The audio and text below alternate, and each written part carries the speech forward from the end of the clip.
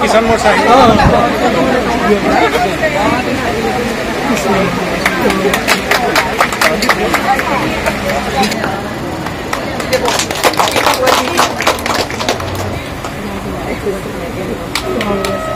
উপহাৰ হিচাপে দিয়া হৈছে সার্ভিস টু দ্য ম্যানকাইন্ড বলে এটা মতো আছে যে সদায় তেখেতসকলে মানুহৰ মাজত ৰাইজৰ মাজত সদায় সেৱা আগবঢ়াই আছে তো আপোনালোকে আজি এনেকুৱা এটা খুব সুন্দৰ সুযোগ পাইছে য'ত আমি এনেকুৱা বহু ধৰণৰ পেচেণ্ট যাৰ সুবিধা নাই আমি আগবঢ়াই লৈ যাব পাৰিম আৰু আজি লায়ন্স ক্লাবে আজি প্ৰথমবাৰে নহয় তেখেতসকলক মই কৈছোঁ যদি ভৱিষ্যতো লাগে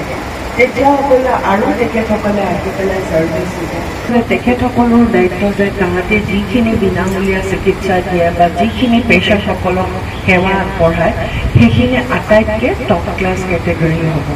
তেখেতসকলে এটা কথাই ক'লে যে আমাক 3 দিন সময় এটা দিয়ক আপোনালোকৰ যি চকুৰ সমস্যা আছে সেই সমস্যাখিনি আপোনালোকক গোটেইখিনি ঠিক ঠাক কৰি লৈ আহিব আৰু ভৱিষ্যতত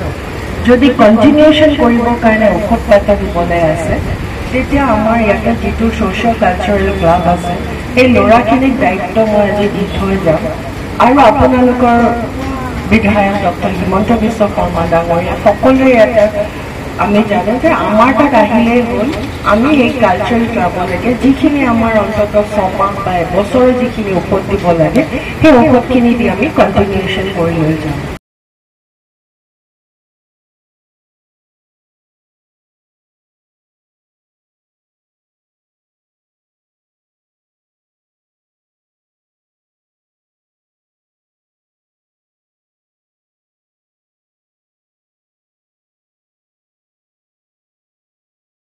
আজি নৰ্থ গুৱাহাটীত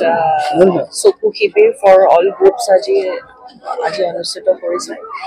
আৰু লগতে ইয়াতে উপায়ুক্ত তেখেতৰ আহিলে আজি এটা খুব ভাল তেখেতে এনাউন্স কৰিলে যে আমাৰ যিসকল ল'ৰা ছোৱালী আছে গোটেই গভৰ্ণমেণ্ট স্কুলখিনি